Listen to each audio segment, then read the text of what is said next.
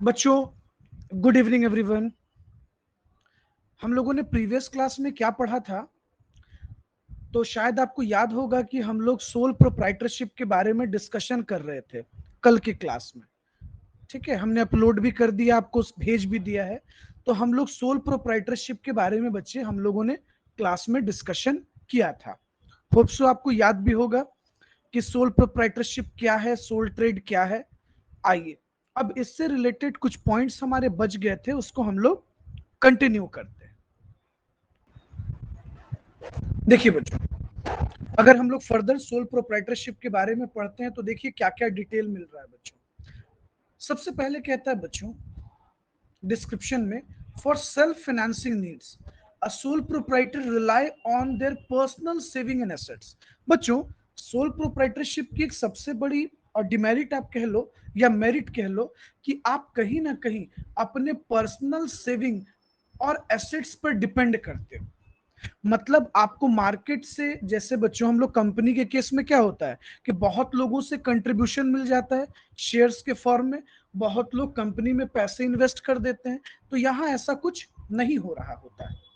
आप कहीं ना कहीं बच्चों अपने पर्सनल सेविंग और अपने पर्सनल एसेट्स पर डिपेंड करते हैं।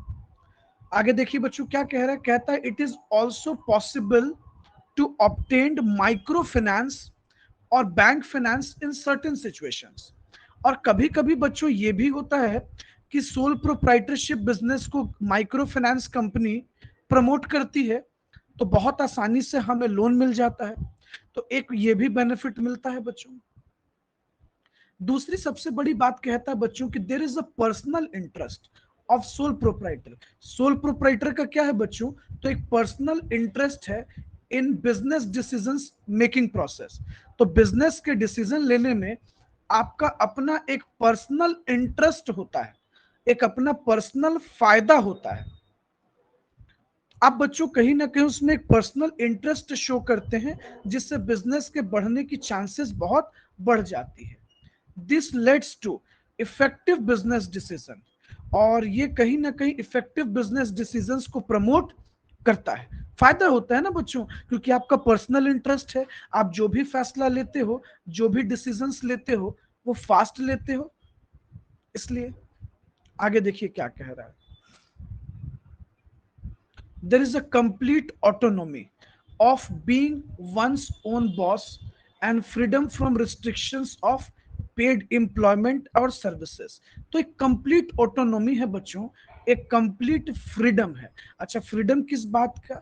आप अपने बिजनेस के खुद मालिक हो। आगे कहता है and freedom from restriction of paid employment और सर्विसेज।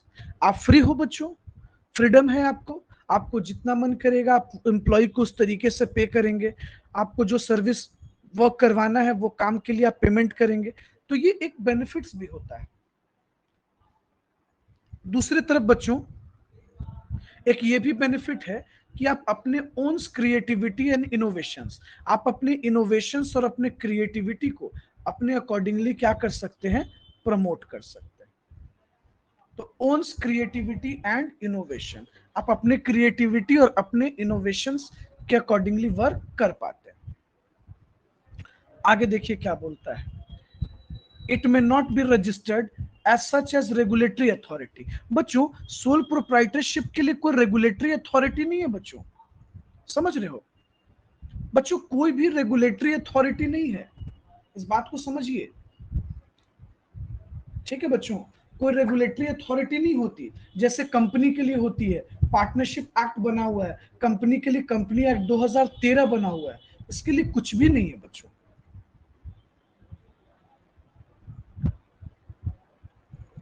क्या कहता है बच्चों कि sole proprietorship constitutes unorganised sector of economy. ये एक अनऑर्गेनाइज्ड सेक्टर है बेटा, ये कोई ऑर्गेनाइज्ड सेक्टर नहीं है, ये एक अनऑर्गेनाइज्ड सेक्टर है।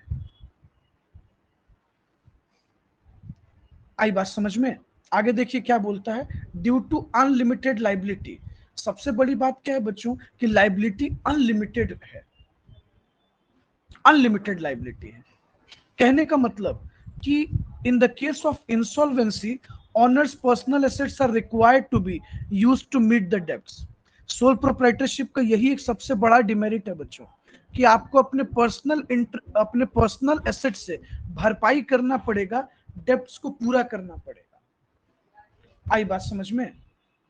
आगे देखिए बेटा क्या बोलता है कि sole proprietorship entities are believe to follow hire and fire policy. ये एक डिमेरिट है बच्चों, हायर एंड फायर। कोई गलती हुई तुरंत रिप्लेस कर दिया जाएगा, तुरंत कोई मिस्टेक हुआ तुरंत हटा दिया जाएगा। तो कहता है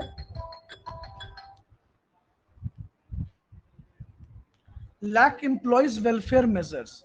अच्छा, lack of employ welfare measures है, ये थोड़ा सा डिमेरिट है बच्चों, कि सोल प्रोप्राइटरशिप के केस में कोई वेलफेयर नहीं हो रहा होता है, ये एक प्रॉब्लम है। मतलब बच्चों ये अपने स्टाफ और एम्प्लॉयज के लिए कुछ नहीं सोचते वेलफेयर के बारे में। चलिए आइए कुछ डिमेरिट्स पे बात करते हैं बच्चों। देखिए क्या बोलता है, फेट ऑफ कंसर्न। कहता है is linked with the personal health and life span of the owner. Personal health और लाइफ स्पैन। तो बेटा इसमें क्या बोलता है डिमेरिट पर, फेथ ऑफ कंसर्न। ये क्या बोलता है बच्चों, is linked with the personal health and life span of the owner.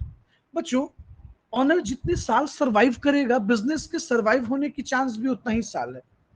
मान लो बच्चों अगर कोई इंसान हेल्दी नहीं है, हेल्दी इन द केस मतलब लगातार बीमार रह रहा है, और वो अपने बिजनेस को अकेले रन करता है, अपने बिजनेस का खुद ही मालिक है, खुद सारे डिसीजंस लेता है, बताओ बच्चों उसके एब्सेंस में क्या वो बिजनेस चल सकता है? बेटा नहीं चल सकता है, बिल्कुल नहीं चल सकता है। आगे देखिए क्या बोलता है, sometime there is no proper succession process in a place.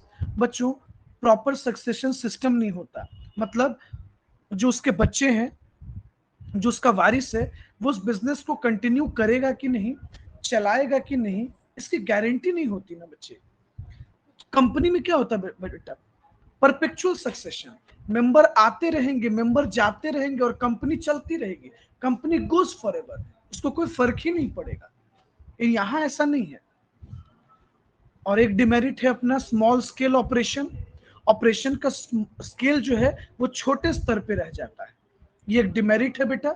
और आप कह सकते हो कि थोड़े से फाइनेंस की कमी भी हो जाती है, कैपिटल की कमी हो जाती है, तो बिजनेस को हम प्रॉपर तरीके से ग्रो नहीं करा पाते हैं, ये एक प्रॉब्लम रह जाता है। और लैक ऑफ प्रोफेशनलिज्म, ये भी एक मैटर करता है, लैक ऑफ प्रोफेशनलिज्म। समझे बेटा, सोल प्रोप्राइटरशिप में प्रोफेशनलिज्म की कमी होने के कारण हम उस तरीके से बिजनेस को इनहैंस नहीं कर पाते। तो चलिए जल्दी से 2 मिनट दीजिए आप इस टॉपिक को एक बार खुद से रीड कीजिए, कोई प्रॉब्लम है तो हम लोग डिस्कशन करते हैं, फिर आगे चलेंगे। ये पैरा क्लियर हो गया? यहां कोई डाउट है, कुछ पूछना है तो बोलिए।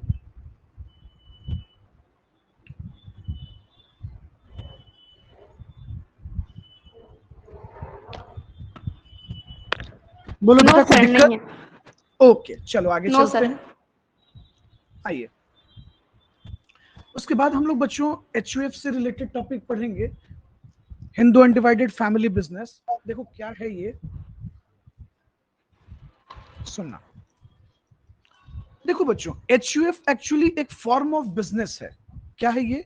एक form of business, form of business है। देखिए यहां बहुत कुछ है समझने को बहुत कुछ है, लेकिन पहले हम लोगों को उस बातों को समझना है बच्चों जो एग्जाम ओरिएंटेड क्वेश्चंस है। सबसे पहले आप एक चीज समझिए बच्चों, कहता है कि HUF is a family that consist of all the persons linearly descendant from a common ancestor. कहने का मतलब बच्चों कि एक पर्सन है, कॉमन एंसेस्टर, इसकी जितनी भी पुश्ते हैं, इसके बाद जो पीढ़ी आई, जो अगली पीढ़ी आई बच्चों, जो आने वाली पीढ़ी आई, ये पीढ़ी इस बिजनेस से अटैच्ड है। तो कहता है कि एचयूएफ फैमिली बिजनेस एक वैसा बिजनेस है जिसमें किसी एक पर्सन से लीनियरली डिसेंडेंट लोग आकर इंक्लूड हो जाते हैं, including the wives and unmarried daughters. बच्चों एक एग्जांपल समझते हैं। देखिए, मान लीजिए ये एक मिस्टर एक्स है, इनका एक बेटा हुआ मिस्टर वाई, इनका बेटा हुआ मिस्टर जेड, इनका बेटा हुआ मिस्टर पी। अच्छा एक बात समझो बच्चों, तो कहता है कि ये जो लीनियर डिसेंडेंट्स हैं, ये जो पीढ़ी है इनकी, ये एचयूएफ का पार्ट है। इनके जो वाइफ्स होंगी, इनकी जो अनमैरिड डॉटर्स होंगी, बेटा तो खैर होगा ही बच्चों, अनमैरिड डॉटर्स होंगी, वो भी किसका पार्ट है? एचयूएफ का। अच्छा बेसिक चीज समझने वाला क्या है बच्चों, कि grandfather, father and grand children, इसको बात समझिएगा, in parental lineage there is a grandfather, father and grand children. कहता है बच्चों, these three successive generation of undivided family are known as HUF. कहने का मतलब बच्चों, दादा, पिता और उसके बच्चे, ये जो तीन जनरेशन होता है, ये एचयूएफ के क्या बनते हैं? पार्ट बनते हैं। अच्छा अब सवाल खड़ा हुआ बच्चों कि क्या हिंदू अनडिवाइडेड फैमिली बिजनेस में सिर्फ हिंदू फैमिली ही इंक्लूड है? तो जवाब है, देखिएगा, ये आपको एग्जाम का इंपॉर्टेंट ऑब्जेक्टिव बन सकता है बच्चों। Jain, Sikh, Buddhist and Parsi family also, ये भी इंक्लूड होते हैं बच्चों एचयूएफ बिजनेस में। अच्छा उसके बाद देखिएगा बच्चों, फर्दर एक इंपॉर्टेंट फीचर्स है, HUF cannot be formed by a group of people. बच्चों बहुत सारे लोग अगर मिल जाएंगे, एक ग्रुप बना लेंगे, जैसे मान लो आपके 4 लोग मित्र हैं, आप 5 लोग मित्र हो, 3 लोग मित्र हो, तो क्या एचयूएफ बनेगा? सवाल है नहीं, परिवार का होना जरूरी है। मतलब बच्चों ब्लड रिलेशन, ब्लड रिलेशन होना जरूरी है। आगे देखिए बच्चों, एक रिमार्केबल पॉइंट है, membership in HUF does not arise out of contract. बच्चों ये कॉन्ट्रैक्ट से क्रिएट नहीं होता, but out of status under the Hindu law. बच्चों हिंदू सक्सेशन एक्ट के अकॉर्डिंगली इसके कॉन्सेप्ट को क्रिएट किया गया है। और बच्चों जो इस परिवार में पैदा हुआ, जो इस परिवार का मेंबर है, जिस इस परिवार में जिसका जन्म हुआ, वो को पार्सनर है, ब्लड रिलेशन बच्चों, बाय बर्थ जिसका जो आकर जुड़ा है बच्चों, जिसने जन्म लिया है इस परिवार में, वो को पार्सनर है। और जिनकी शादी हुई है इस परिवार में, वो मेंबर कहलाते हैं। जैसे बच्चों अगर हम बात करते हैं, मिस्टर मिस्टर एक्स के एक बेटे हैं मिस्टर वाई, बच्चों इनकी जो वाइफ होगी वो मेंबर होगी, जबकि इनका बेटा क्या होगा बच्चों? को पार्टनर होगा, क्योंकि उसका ब्लड रिलेशन है। अब सवाल उठा बच्चों कि ये जो एचयूएफ है, ये एक फ्लक्चुएटिंग बॉडी है। बच्चों परिवार जैसे जैसे बड़ा होगा, इस परिवार में जिस तरीके से नंबर ऑफ पर्सन का बर्थ होगा, बिजनेस बड़ा होगा बच्चों, एचयूएफ फैमिली इंक्रीज करते चली जाएगी। अगर डेथ होता चला जाएगा तो बिजनेस छोटा हो जाएगा। कहने का मतलब बच्चों, आगे देखिए, आगे क्या कहता है कि HUF enjoy the separate entity status under the income tax act 1961। Income tax act 1961 में ये सेपरेट एंटिटी स्टेटस एंजॉय करता है। क्या एंजॉय करता है? Separate entity. कहने का मतलब बच्चों कि एचयूएफ को भी एक अलग आइडेंटिटी मिली है। क्या मिला है? एक अलग आइडेंटिटी मिल गई है, एक अलग पहचान मिल गया है। आगे देखिए क्या बोलता है, day to day affairs and decision of HUF are handled by head of the family. कौन डिसीजन ले रहा है? कर्ता। कर्ता जो हेड ऑफ द फैमिली है बच्चे, ये सब डिसीजंस लेते हैं। तो अभी तक देखिए इसमें इंपॉर्टेंट ऑब्जेक्टिव क्या लगा बच्चों? सिख, बुद्धिस्ट, पारसी फैमिली भी इंक्लूड होता है। अच्छा 3 सक्सेसिव जनरेशन। अच्छा बच्चों कहते हम 4 हैं, लेकिन जैसे आप ले लो, अगर हम किसी एक पर्सन के बाद की बात करेंगे तो ये 3 पीढ़ी कहलाएगी। टोटल होता 4 है बच्चों, लेकिन जो सक्सेसिव जनरेशन होता है वो क्या होता है? एचयूएफ के मेंबर। जैसे ऐसे बोलते हैं बच्चों, परदादा, दादा, पिता और पोता, ये 4 पीढ़ियां आती हैं एचयूएफ में। ओके तो ये आपको ऑब्जेक्टिव दिखा 2-3। अगर आपसे कभी पूछता है कि क्या अनमैरिड डॉटर्स मेंबर हैं, तो जवाब दीजिएगा हाँ जी बिल्कुल मेंबर है। लेकिन अगर बेटी की शादी हो गई तो वो मेंबर नहीं है, ठीक है। अच्छा, वाइफ को पार्टनर है कि मेंबर? तो बच्चे जो वाइफ है वो मेंबर है, को पार्टनर नहीं है, क्योंकि उनका ब्लड रिलेशन नहीं है ना परिवार में। आइए फिर देखिए बच्चों, फर्दर कहता है मेरिट पे, family member naturally join each other in the business, there is no need of contract. बच्चों, परिवार के मेंबर को बिजनेस में ऐड होने के लिए किसी तरह की एग्रीमेंट की जरूरत नहीं है बच्चों। वो उस परिवार का हिस्सा है, वो उस बिजनेस का हिस्सा है। वो अपने बिजनेस, अपने परदादा, अपने पिता, अपने दादा के बिजनेस में इन्वॉल्व हो सकता है, कंटिन्यू कर सकता है, समझे? तो फैमिली इन्वॉल्वमेंट अलाउ है बच्चों, ये पार्टनरशिप नहीं सर है कि लेकिन प्रॉफिट फैमिली शेयरिंग कैसे पता चलेगा? प्रॉफिट शेयरिंग तो फैमिली की वाइज डिवाइड हो जाती है, सभी फैमिली मेंबर्स में बंटता है। वो लोग का म्यूचुअल एग्रीमेंट्स होता है, जो लोग जितना एफर्ट लगा रहे होते हैं उस तरीके से डिवाइड हो जाता है, सिंपल। तो फिर केस नहीं कर सकते कि मेरे को कम मिला या ज्यादा? नहीं, वो तो डिपेंड करता है उन लोगों की म्यूचुअल अंडरस्टैंडिंग पर ना। जैसे मान लीजिए अगर कोई एक्स्ट्रा एफर्ट लगा रहा है तो फैमिली उसको एक्स्ट्रा सैलरी वगैरह देती है। रहा प्रॉफिट के फाइनल डिवीजन का, तो सभी मेंबर इक्वल अधिकार रखते हैं, तो सभी को इक्वल दे दिया जाता है। लेकिन जो लोग अपना एक्स्ट्रा एफर्ट लगा रहा है, अपना टाइम दे रहा है, मेहनत ज्यादा कर रहा है, तो उसको फैमिली उस अकॉर्डिंगली डिसाइड करके पेमेंट करती है, कुछ एक्स्ट्रा पेमेंट करती है। आई बात समझ में? हाँ, वही वही मैं पूछ रहा हूँ कि अगर नहीं मिला तो फिर केस नहीं कर सकते? लाइक नहीं, उसके वो लिए कुछ मिलता ही है है तो भाई, नहीं? नहीं मिलेगा, नहीं मिलेगा तो फिर फैमिली की डिवीजन होती है ना।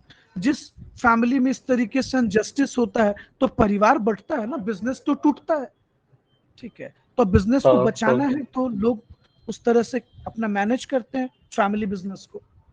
हाँ, बहुत सारे यस। परिवार में कुछ लोग उस दिमाग के होते हैं जो मैनेज नहीं करते, तो आपको सुनने को भी आता है कि उनकी फैमिली, उनका बिजनेस बिखर गया, टूट गया। आइए हम्म।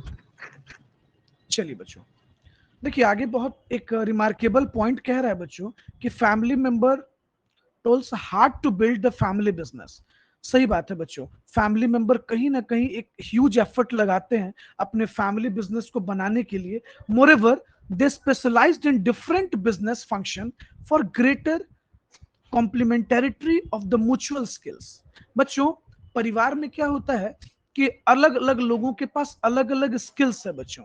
मान लो एक फैमिली है, हर फैमिली में कुछ लोगों के पास पीआर का स्किल्स है, कुछ लोगों के पास मार्केटिंग स्किल्स है। तो बच्चों, ये पूरा परिवार अपने स्किल्स का इस्तेमाल करता है और अपने बिजनेस को क्या करता है, इंक्रीज करता है, ठीक है। तो कहीं ना कहीं बच्चों, एचयूएफ मार्केट में एक यूनिफॉर्मिटी और एक पहचान रखता है, म्यूचुअल ट्रस्ट रखता है। और सबसे इंपॉर्टेंट बात बच्चों, कि हर एक मेंबर एक दूसरे पर एक म्यूचुअल ट्रस्ट भी रखते हैं, क्योंकि वो परिवार के हिस्सा होते हैं ना बच्चे। तो एक ब्लड रिलेशन होता है, तो इन लोगों का एक दूसरे पे म्यूचुअल ट्रस्ट भी होता है। और एक इंपॉर्टेंट मेरिट ये भी बताया जाता है कि बिजनेस एक्सपेंशन इजी हो जाता है एचयूएफ के केस में, क्योंकि बच्चों पूरे फैमिली का जो इनकम है वो एक ही जगह आ रहा है। तो बिजनेस को प्रमोट करना और बिजनेस को एक्सपैंड करना थोड़ा आसान हो जाता है, क्योंकि सभी मेंबर सपोर्ट कर रहे होते हैं। और कॉमन पूल ऑफ कैपिटल है बच्चों, क्योंकि सारे कैपिटल तो एक ही जगह आ रहे हैं बिजनेस का, फैमिली का। इससे बेटर यूटिलाइजेशन हो पाता है और बिजनेस के ग्रोथ की चांसेस थोड़ा बेहतर हो जाती है बच्चों।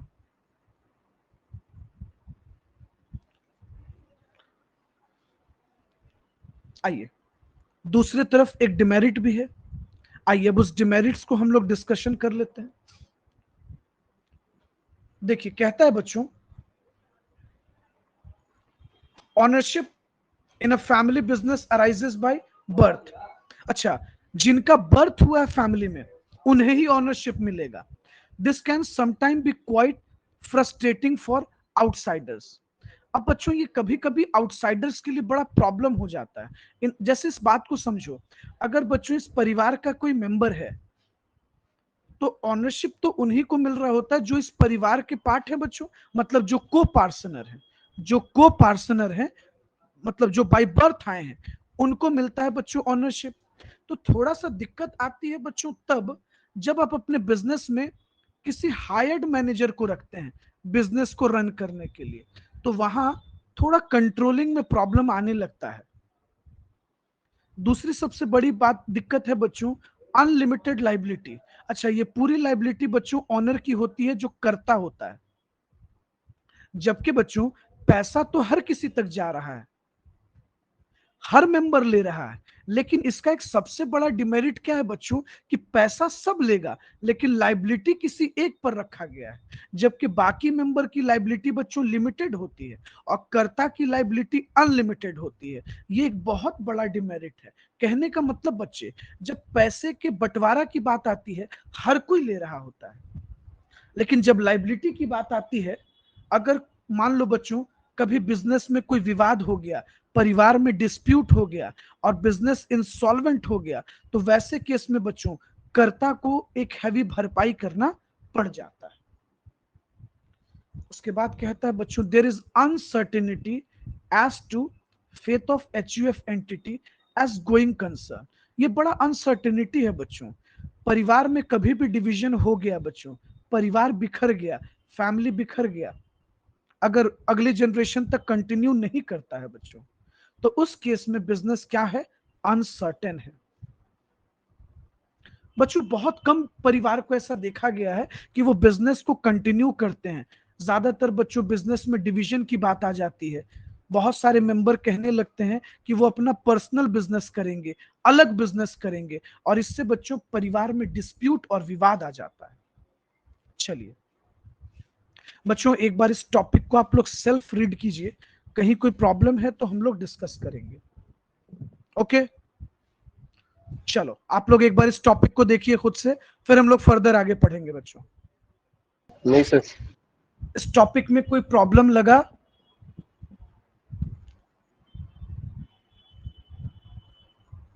चलो आगे चलते हैं हम लोग।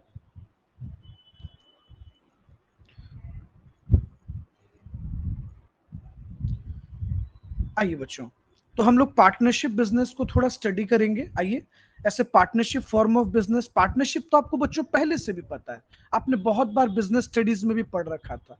तो अभी हम लोग इसको as a form of business देखेंगे बच्चों, क्योंकि पार्टनरशिप बच्चों ये एक नॉन कॉर्पोरेट बिजनेस है। नॉन कॉर्पोरेट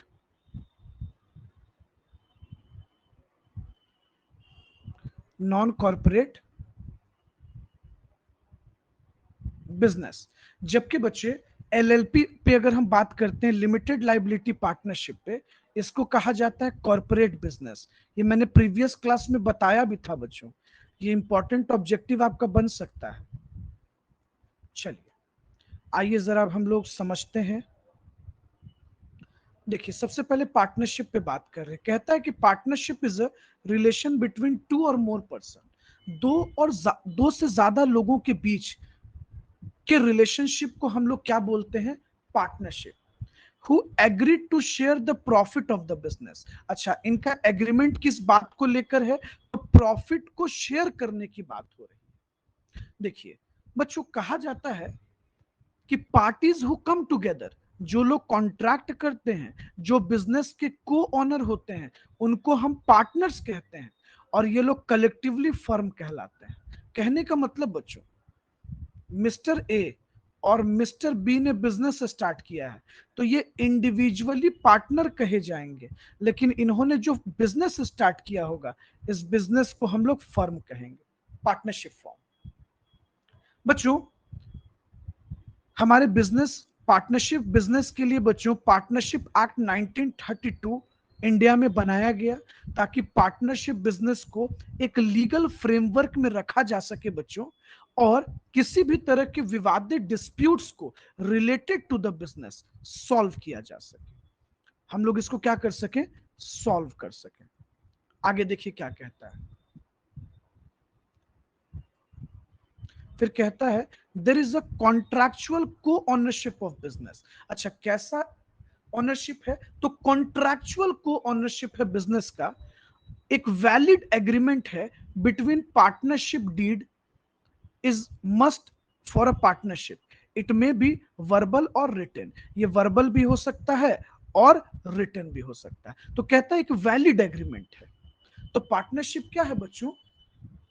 एक कॉन्ट्रैक्चुअल को ऑनरशिप ऑफ बिजनेस है। अच्छा, इसको हम लोग क्या कहते हैं? Partnership deed. ये जो एग्रीमेंट होता है, इस एग्रीमेंट को हम लोग क्या कहते हैं? पार्टनरशिप डीड कहते हैं। इट मस्ट बी वर्बल और मस्ट बी रिटन। आगे देखिए क्या कहता है। मैक्सिमम नंबर ऑफ मेंबर्स कितने होंगे? Should not be more than 100, 100 से ज्यादा नहीं होना चाहिए।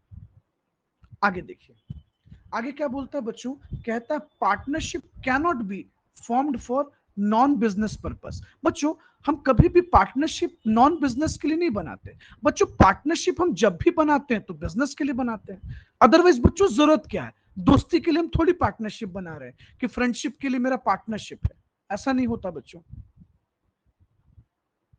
फिर देखिए क्या बोलता है बच्चों?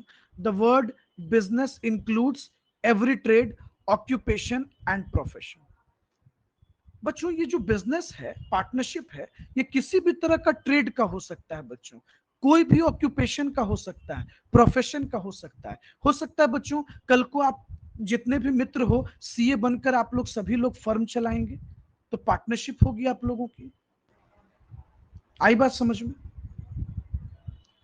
फर्दर देखिए क्या कहता है। आगे कहता है कि ownership is not easily transferable. ऐसा नहीं है बच्चों कि आप किसी को उठाए और ट्रांसफर कर दिए कि चलो आज से ये मेरा पार्टनर है, ऐसा नहीं होता बच्चों, बिल्कुल भी ऐसा नहीं होता। आई बात समझ में?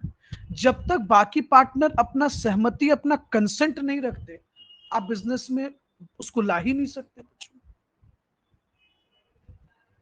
आई बात समझ में? अच्छा, अब तुम सोच रहे होगे कि सर क्या पार्टनरशिप में सिर्फ legal person, sorry natural person होंगे क्या? नहीं बच्चों, even the artificial person can be admitted as a partner. Example लेते हैं बच्चों, ये तुम हो, मान लेते हैं मिस्टर ए। मिस्टर ए ने टाटा के साथ एक पार्टनरशिप किया, हो सकता है बच्चों, बिल्कुल हो सकता है।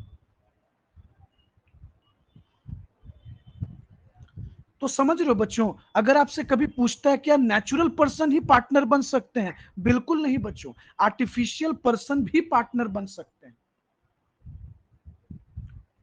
फर्दर देखिएगा, आगे कहता है बच्चों partnership forms allow arising of funds beyond the resource of an individual sole proprietor. There is a better pooling of capital as well as access to capital through bank finance. अच्छा, partnership बनाने का बच्चों एक फायदा ये होता है कि जितना कैपिटल हम इंडिविजुअल लेवल पे कलेक्ट नहीं कर पाते हैं सोल प्रोप्राइटरशिप लेवल पे, उतना हम पार्टनरशिप बनाने पे कैपिटल अरेंज कर लेते हैं। हो सकता है बच्चों हमारे पास उतना कैपिटल ना हो, लेकिन मेरे पार्टनर के पास कैपिटल हो, तो हम मिलकर पार्टनरशिप बना लेंगे, सिंपल। और सबसे इंटरेस्ट ये होता है बच्चों पार्टनरशिप में कि आप अपने रिस्क को बांट लेते हो बच्चों। पुलिंग ऑफ रिस्क, हम रिस्क को बांट लेते हैं बच्चों, रिस्क का बंटवारा हो जाता है। ओके, अब देखिए बच्चों एक इंपॉर्टेंट ऑब्जेक्टिव पर ध्यान दीजिएगा। Mutual agency. पार्टनरशिप क्या है? एक म्यूचुअल एजेंसी है। हर एक पार्टनर एक दूसरे का प्रिंसिपल भी है, हर एक पार्टनर एक दूसरे का एजेंट भी है बच्चों। एक म्यूचुअल एजेंसी है बच्चों, एक दूसरे के हम प्रिंसिपल भी हैं, एक दूसरे के एजेंट भी हैं। आई बात समझ में?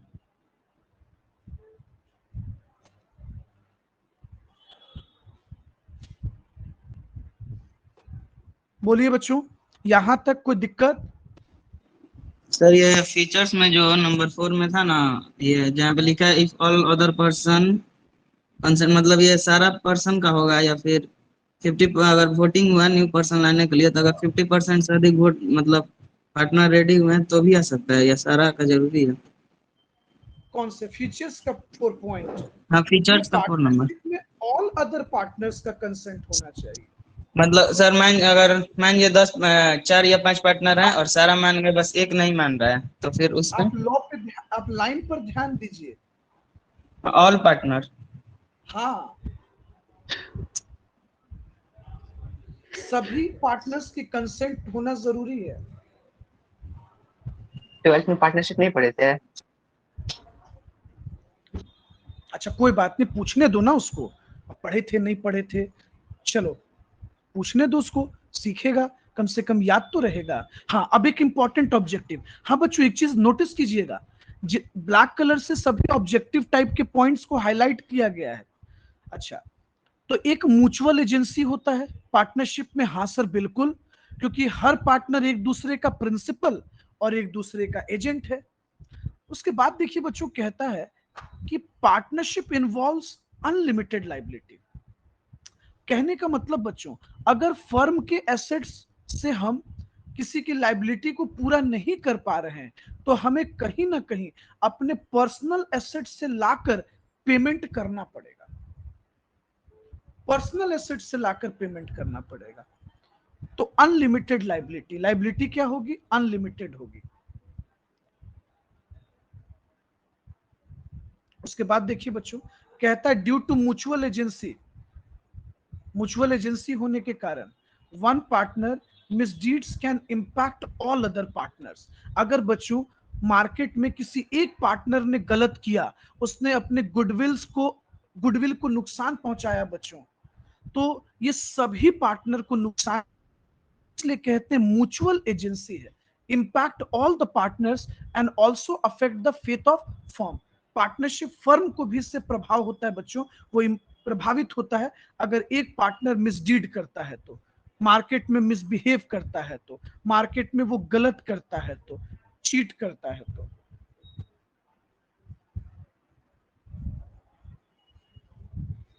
चलिए, यहां तक कोई प्रॉब्लम? देखिए एक बहुत नोटिसेबल पॉइंट है, नोटिस ऑफ सीवियरेंस। ये आपसे एग्जाम में अगर ऑब्जेक्टिव में पूछेगा बच्चों तो थोड़ा आपको समझना चाहिए। देखिए क्या कहता है बच्चों, कहता है एनी पार्टनर में serve as notice of severance to the firm and other partnership comes to an end।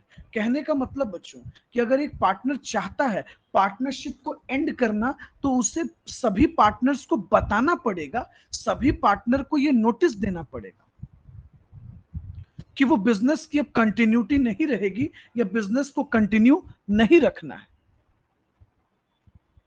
अब सवाल ये उठा बच्चों कि जब आप बिजनेस को बंद करेंगे तो कहीं ना कहीं लॉस हो रहा होगा बिजनेस में, या बच्चों जो भी बिजनेस में लॉस होगा उन सभी चीजों का फिर आपको एडजस्टमेंट करना पड़ेगा, तो ये बहुत ज्यादा मैटर करता है। देखिए बच्चों आगे क्या बोलता है, if remaining partners agree to carry on the firm. अगर रिमेनिंग पार्टनर बच्चों बिजनेस को कंटिन्यू करना चाहते हैं तो वो आउटगोइंग पार्टनर को भरपाई करेंगे, लॉस ऑफ कॉम्पनसेशन देंगे, जो भी उनका कॉस्ट है उसको देंगे, उसका कैपिटल कंट्रीब्यूशन देंगे, जो प्रॉफिट है वो देंगे। हाँ अगर लॉस हुआ है तो लॉस को भी उसको बियर करके जाना पड़ेगा जो आउटगोइंग पार्टनर है। तो ये मैटर करता है, नोटिस ऑफ सीवियरेंस देना जरूरी है।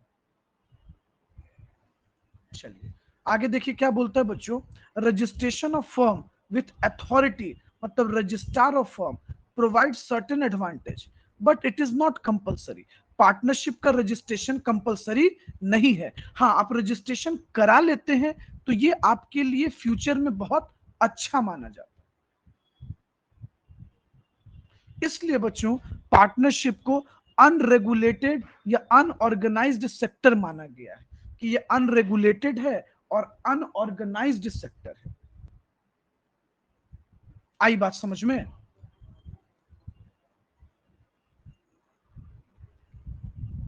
बोलिए बच्चों, यहां तक कोई दिक्कत?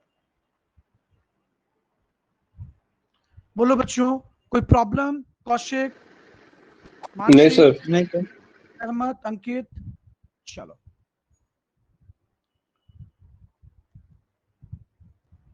आई बात समझ में बच्चों? परपेचुअल सक्सेशन एलएलपी में भी होता है कंपनी के जैसा। लिमिटेड लायबिलिटी एक्ट 2008 पे ये भी कंट्रोल करता है। आगे देखिए बच्चों क्या कहता है,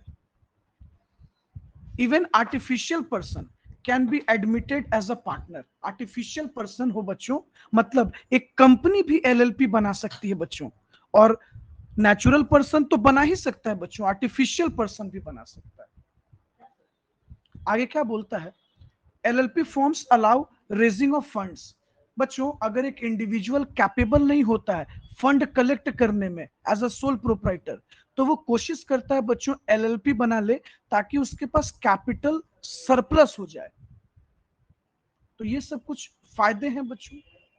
हाँ, और एक और बेनिफिट है, there is no personal liability of a partner. कोई पर्सनल लाइबिलिटी नहीं है पार्टनर का, except in case of fraud. Fraud के केस में this removes a major limitation of traditional partnership. अच्छा, ये पुराने पार्टनरशिप के लिमिटेशन को रिमूव करता है बच्चों। रिमार्केबल बात क्या है, no personal liability of partner except in case of fraud. Fraud के केस में। अच्छा, registration of LLP with the registrar of LLP is compulsory. क्या कहता है बच्चों, अगर आपको एलएलपी को रजिस्ट्रेशन कराना है तो कहां रजिस्ट्रेशन होगा बच्चों, नोटिस कीजिएगा बच्चों, जनरल पार्टनरशिप कंपलसरी नहीं है लेकिन एलएलपी का रजिस्ट्रेशन कंपलसरी है। ये गोइंग कंसर्न को फॉलो करता है बच्चों, जबकि जनरल पार्टनरशिप फॉलो नहीं करता।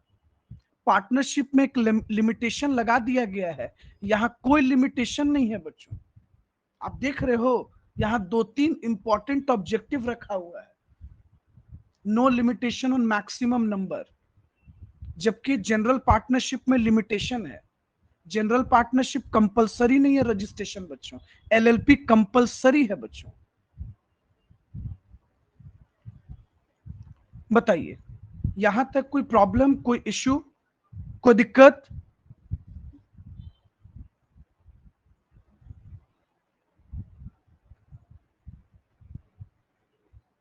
बच्चों कोई प्रॉब्लम? क्लियर है? तो बच्चों आज टॉपिक यही हम लोग एंड करते हैं, बाकी हम लोग नेक्स्ट क्लास में देखेंगे। तो होप सो बच्चों हम लोग का इंट्रो का मैक्सिमम पार्ट कंप्लीट हो चुका है। इंट्रोडक्शन के हम लोगों ने मैक्सिमम पार्ट को कंप्लीट कर लिया है। ओके, चलिए, थैंक यू बच्चों। अब ऑब्जेक्टिव बच्चों, ऑब्जेक्टिव हमने अपलोड कर दिया है, तो ऑब्जेक्टिव को एक बार आपको रिव्यू करना है, तब आप टेस्ट देंगे। ठीक है?